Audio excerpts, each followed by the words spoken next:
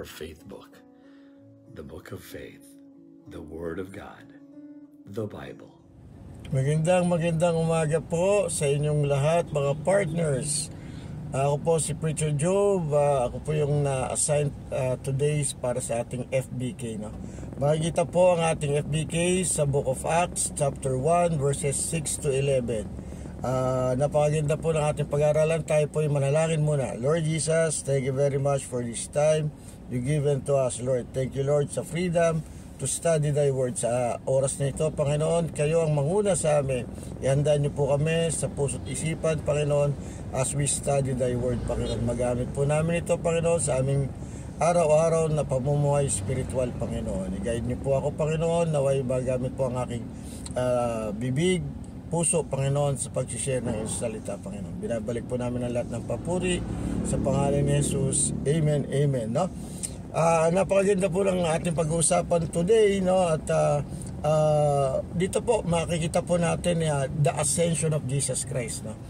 Pero meron po, palitan natin ng onti ang title, no? The Promise and the Mission, no? Ano po ba yung promise, no? Kasi po ito po yung storya na yung mga apostol po, yung mga pinakitaan ni Jesus Christ ng kanyang pagbabalik ay nagtanong po, no?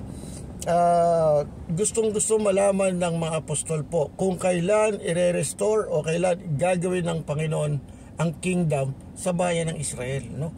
Kasi parang ano po, tapos na yung ginawa ng Panginoon, namatay sa cross para sa ating kasalanan, nabuhay namang muli, dapat po, di ba, yun ang ano, no? Pero hindi po yun ang sagot ng Panginoon, no? Sabi niya, bahala ang Panginoon sa tamang oras at hindi pa ito yung tamang oras, sabi ng Panginoon. Pero maganda po nito, sabi ng Panginoon, but you will receive power, Acts 1:8 po, but you will receive power when the Holy Spirit comes on you, and you will be my witnesses in Jerusalem and in all Judea and Samaria and to the ends of the earth. No, ito po yung pangako ng Panginoon, no? While hinintay mo ma-restore ang kingdom ng Panginoon, ito po ang dapat gawin natin, no?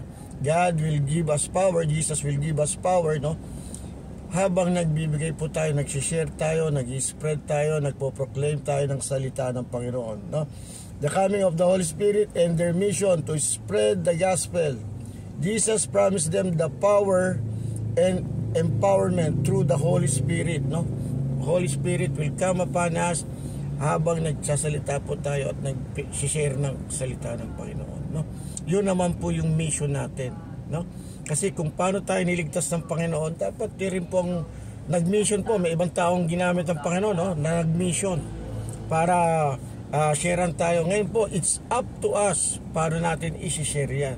Kung napakahalaga po sa buhay natin ng ginawa ng tao na yon by sharing the love of God para sa atin, dapat po maging ganun rin tayo, no? Maging grateful, thankful, and no, by means of showing your being grateful, i-share din po natin sa ibang tao, no? That's our mission. And ang promise naman po, no, but you will receive power, no? Don't mind the rejection, don't mind kung hindi po sila tumanggap, pero ang mission nyo po ay mag-spread ng salita ng Panginoon. Spread nyo ang pagmamahal ng Panginoon sa lahat ng tao, especially siguro po sa lahat ng mahal natin sa buhay, no? And the promise of God, you will receive power, no? Yung Holy Spirit nasa atin po, i-guide niya tayo, no?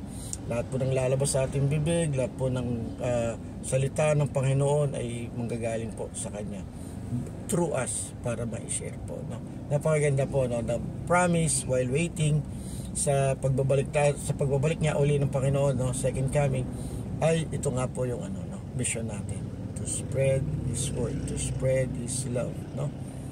Kung paano po tayo niligtas, dapat i-cherish natin yun, i-treasure natin sa pamamagitan ng pag-share sa ibang tao ng kanyang pagmamahal. Napakaganda po, no? Gamitin po natin ang araw na to para sa Panginoon. Lahat po ng binibigay na oras ng Panginoon para sa atin, gamitin natin, no? Pag-pray natin, yung mga ibang mahal natin sa buhay, ibang tao, lapitan natin, give them an encouragement to, na sa araw na to ang pagmamahal ng Panginoon ay hindi nagbabago, araw-araw, bukas at magpakailanman, no?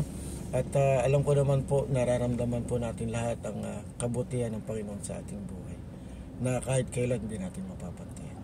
Salamat po sa umaga, Lord, na ito, at nakapag-share po tayo ng salita ng Panginoon. Bye-bye.